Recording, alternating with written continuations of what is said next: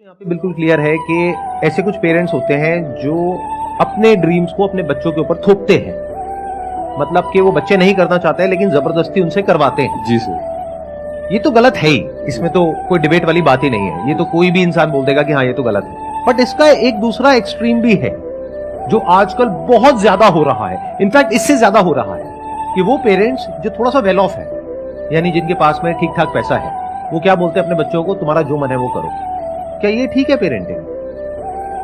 मैं दोबारा से एक क्वेश्चन पूछता हूं, अगर कोई बच्चा आकर के अपने पेरेंट्स को ये बोल रहा है कि मेरा ये करने का मन है, मैं ये करना चाहता हूं और मुझे ये करना है, मेरा ये सपना है, तो क्या पेरेंट्स को उसको सपोर्ट करना चाहिए या उसको क्रिटिसाइज करना चाहिए या उसको रोकना चाहिए?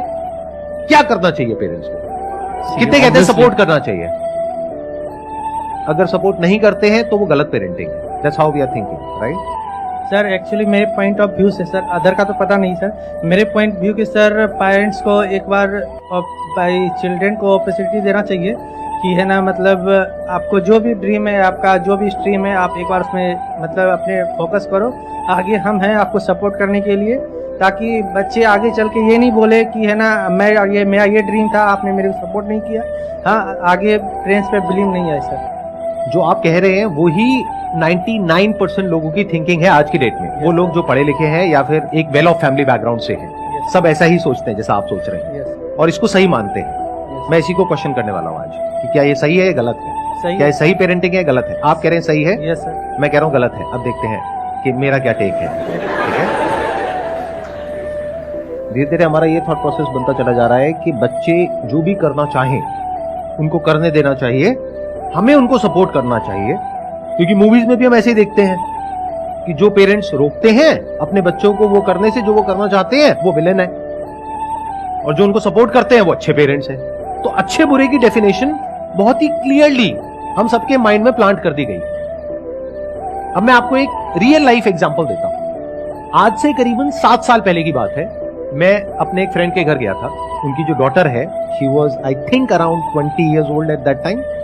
तो वैसे ही डिस्कशन हुआ कि भाई आगे क्या कर रहे हो, क्या सोच रहे हो एंड ऑल दैट स्टफ। तो उसने बोला कि मैं यूपीएससी की तैयारी करने के बारे में सोच रही हूं। तो मैंने कहा बहुत अच्छी बात है, उसके पीछे रीजन क्या है, क्यों करना चाहते हो? तो उसने कहा ये दुनिया की सबसे टफ एग्जामिनेशन, मैं इसलिए इसको क्रैक करना चाहती हूं। तो फिर मैंने उससे काउंटर क्वेश्चन पूछा, अगर क्रैक नहीं होता है तो क्या होगा?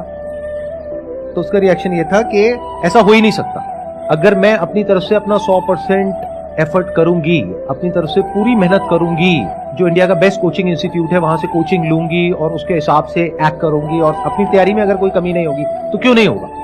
मैंने कहा लेकिन फिर भी मान लेते हैं एक बार को कि तुम्हारा नहीं होता किसी भी वजह से, तो क्या? तो एक बार और ट्राई कर लूंगी। मैंने कहा फिर भी नहीं होता तो तीसरा अटेम्प्ट, चौथा अटेम्प्ट, लेकिन मैं करके रहूंगी। तो उधर से उसके फादर ने मुझे रोक दिया, कहते कि यार बस अब और मत बोलो, डिमोटिवेट मत करो बच्ची को, उसका मन है ना, करने दो ना, क्या हो गया, कोचिंग में 20-30 लाख रुपए लग जाएंगे, अरे कोई बात नहीं, भगवान का दिया बहुत है हमारे पास में, कोई फर्क नहीं पड़ता, करने दो। कल को ये बच्ची ये ना बोल दे आगे जाकर के कि मैं कुछ करना चाहती थी और मेरे पेरेंट्स ने मुझे करने नहीं दिया। मैंने कहा कि मेरे को जहां तक ये सिचुएशन समझ आई है, मेरे हिसाब से इसको नहीं करना चाहिए, बाकी आप लोगों की मर्जी। तो उन्होंने ध्यान नहीं दिया, क्योंकि पेरेंट्स को कोई फर्क पड़ नहीं रहा था, जिसको हम अच्छी पेरेंटिंग समझते हैं। क्या होता है ना, आज की डेट में जो पेरेंट्स हैं वो सब बहुत बिजी हैं अपनी लाइफ में। वो कैसे कॉम्पेंसेट करते हैं अपने टाइम को पैसे से, कि बच्चे को टाइम तो दे नहीं सकते हैं, पैसा दे देते हैं, खिलौने दिला देते हैं, जो वो कहते हैं वो सारी ख्वाहिशें पूरी कर देते हैं। इससे क्या हुआ, हम अच्छे पेरेंट्स बन गए। ऐसा हो रहा है, नहीं हो रहा है? सोसाइटी में ऑब्जर्व कर पा रहे हो आप अपने आसपास में? ये एक बहुत तेजी से चीजें चेंज हो रही हैं। मतलब हो क्या रहा है, पेरेंट्स सपोर्ट के नाम पर इन्वॉल्व ही नहीं हो रहे हैं बच्चों की डिसीजन मेकिंग प्रोसेस में। उनकी क्रिटिकल थिंकिंग को डेवलप नहीं किया जा रहा है। अगर उन बच्चों को कोई और आकर के क्वेश्चन करता है तो उसको रोक दिया जाता है। मैं उधर उससे क्वेश्चन कर रहा था और मुझे रोक दिया गया, ये छोड़ो ना यार, तुम ज्यादा मत बोलो, अब वो जो कर रही है उसको करने दो। मैंने ठीक है, that's okay, that's your call. आज सिचुएशन ये है कि उस लड़की ने 6 अटेम्प्ट्स दे दिए हैं, वो डिप्रेशन में है, उसकी दवाइयां चल रही है, वो ज्यादातर अपने कमरे में ही रहती है, बाहर नहीं निकलती है, किसी से बात नहीं करती है, और गलती से किसी के मुंह से यूपीएससी वर्ड निकल जाता है तो उसको गुस्सा आ जाता है और वो खुद को ब्लेम कर रही है अपने इस फेलियर के लिए। उसके पेरेंट्स को क्या नुकसान हुआ? पैसे का, 20-30 लाख रुपए का, जो उनको फर्क नहीं पड़ता है क्योंकि बहुत पैसा है उनके पास में। तो क्या ये सही पेरेंटिंग है? इज इट राइट पेरेंटिंग जैसा हम समझते हैं? You are saying no now, लेकिन द थिंग इज आपको यह भी समझना पड़ेगा क्यों। देखो, दो एक्सट्रीम्स हैं। एक एक्सट्रीम है जिसको तो हम बड़े क्लियरली समझ जाते हैं, क्योंकि लाइफ को ब्लैक और व्हाइट की तरह देखते हैं, राइट और रॉन्ग की तरह देखते हैं, और बड़े आसानी से अपने माइंड में दो कंपार्टमेंट बना देते हैं कि ये सही है, ये गलत है। गलत क्या है कि अपने बच्चों को डोमिनेट करना, उनको फोर्स करना, उनके ऊपर प्रेशर क्रिएट करना, उनसे अपने हिसाब से अपने ड्रीम्स पूरे करवाना, ये सब गलत है। यहां तक तो हमको समझ आता है। तो हमने क्या सोचा, इसका ऑपोजिट सही होगा, जबकि एक्सट्रीम में आप कुछ भी करोगे वो गलत है। जैसे फॉर एग्जाम्पल कि आपने कहीं पे पढ़ लिया कि पानी कम पीना गलत होता है, तो इसका मतलब क्या निकाला हमने, पानी बहुत पीना चाहिए। तो क्या ये सही है? ये अगर एक एक्सट्रीम गलत है तो उसका दूसरा एक्सट्रीम भी गलत है।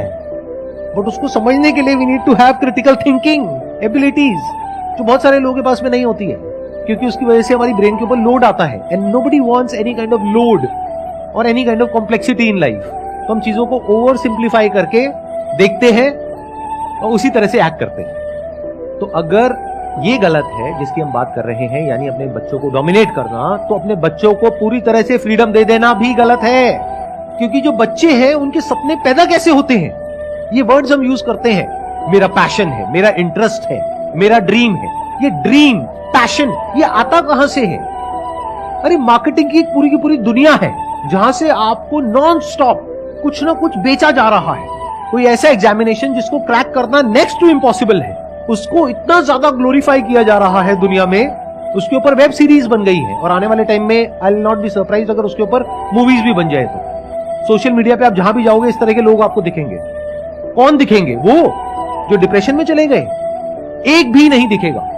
इसको अवेलेबिलिटी बायस बोलते हैं, अगर साइकोलॉजी के पॉइंट ऑफ व्यू से आप समझेंगे तो। यानी जितना डेटा हमारे पास में अवेलेबल होता है उसी के बेस पे हम अपने कंक्लूजन्स ड्रॉ कर लेते हैं और हमारी थिंकिंग उसी हिसाब से चलने लग जाती है। फॉर एग्जांपल, एक प्लेन क्रैश कर गया कहीं पर, और अब न्यूज चैनल्स में जहां देख रहे हो वहां पर यही आ रहा है, सोशल मीडिया पे यही आ रहा है कि ये प्लेन क्रैश कर गया, इसमें आग लग गई, इतने लोग मर गए। तो उस टाइम पे अगर आप किसी प्लेन में जाकर के बैठोगे तो आपको डर लगेगा, गाड़ी में नहीं लगेगा। जबकि डर लगना चाहिए गाड़ी में, क्योंकि वहां पे उससे 1000 गुना ज्यादा लोग मरते हैं। तो आपके एक्शन चेंज हो गए बेस्ड अपॉन जो डेटा आपको सर्व किया गया उसके अकॉर्डिंग। बट ये कौन समझ सकता है? वो जो मार्केटिंग को समझता है, बाकी लोग नहीं समझ सकते। तो ये चीज मैंने आज से 7 साल पहले ही देख ली थी, जब मैंने उससे क्वेश्चनिंग करनी शुरू करी थी कि एग्जैक्टली ये ड्रीम आ कहां से रहा है उसके माइंड में। एक ऐसा एग्जामिनेशन जिसको क्रैक करना नेक्स्ट टू इम्पॉसिबल है, उसके माइंड में ये थॉट ही कहां से आ रहा है कि मेरा हो जाएगा, और उसका जो अपोजिट थॉट है यानी कि नहीं होगा, जिसकी पॉसिबिलिटी होने से बहुत ज्यादा है, उस थॉट को ही वो एंटरटेन नहीं कर रही है, ना उसके पेरेंट्स एंटरटेन कर रहे हैं। तो ये तो बहुत डेंजरस हो गया। तो उस डेंजर को मैंने तभी देख लिया था, ना उसके पेरेंट्स देख पाए ना वो खुद देख पाई, क्योंकि जिस इंस्टीट्यूट में वो गई, ये जहां पर भी उसने देखा, जैसे भी डिसीजन लिया, जहां से भी ये ड्रीम क्रिएट हुआ, वहां पर उसको सिर्फ पॉजिटिव दिखाया गया, नेगेटिविटी की कहीं कोई बात नहीं करी गई। मुझे एक भी यूट्यूब चैनल ऐसा दिखा दो जो इसके बारे में बात कर रहा हो कि इसकी वजह से क्या नेगेटिव इफेक्ट्स आ रहे हैं सोसाइटी पर, यानी जो यूपीएससी की कोचिंग इंडस्ट्री है उसकी वजह से क्या नेगेटिव इफेक्ट्स आ रहे हैं हमारी सोसाइटी पर। बट जहां पर इन लोगों को एक हाई पेडेस्टल पे बिठाया जा रहा है, इस तरीके से प्रेजेंट किया जा रहा है कि किसी भी बच्चे में ये ड्रीम क्रिएट हो जाएगा कि मेरे को यूपीएससी क्रैक करना है, किसी भी। यानी अगर मैं 25 साल पीछे चला जाऊं तो मेरे अंदर भी क्रिएट हो जाएगा। ऐसी वेब सीरीज देखूंगा तो, या ऐसी मूवीज देखूंगा, या ऐसी बातें सुनूंगा, ऐसे लोगों को देखूंगा। किसको अच्छा नहीं लगता है जो आउटकम है वहां से जो मिलता है? आई एम नॉट श्योर आप लोग समझ पा रहे हो या नहीं समझ पा रहे हो मैं क्या बोल रहा हूं। ये बड़ा अलग है उससे जैसा कि हम सोचते हैं या हम देखते हैं। तो अब सवाल उठता है कि अगर मैं कह रहा हूं ये गलत स्टाइल ऑफ पेरेंटिंग है तो सही क्या है? या फिर अगर मैं अपने फ्रेंड की जगह होता तो मैं क्या करता? मैं अपनी बेटी से लड़ता नहीं, ना उसको रोकता, उससे क्वेश्चंस पूछता और ऐसे लोगों से उसको मिलवाता जो कि उसको सोचने पर मजबूर करे कि तुम जो कर रहे हो वो क्या कर रहे हो।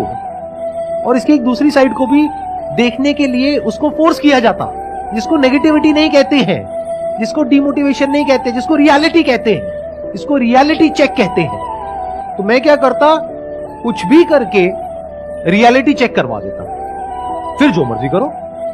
यानी मान लो कि लाखों लोग एक पर्टिकुलर जगह से छलांग लगा रहे हैं नीचे समुद्र में। उसमें से कुछ लोग जो बच करके साइड तक आ रहे हैं उनको हीरो बनाया जा रहा है, बाकी के जो डूब गए मर गए उनका कोई अता पता ही नहीं है। तो मैं क्या करता, किसी भी तरीके से नीचे जाता समुद्र की गहराइयों में और फिर उसको दिखाता, देखो कितनी लाशें पड़ी हैं यहाँ। बाहर जो 10 लोग दिख रहे हैं सिर्फ वो नहीं है, इन लाखों कंकालों को भी देखो।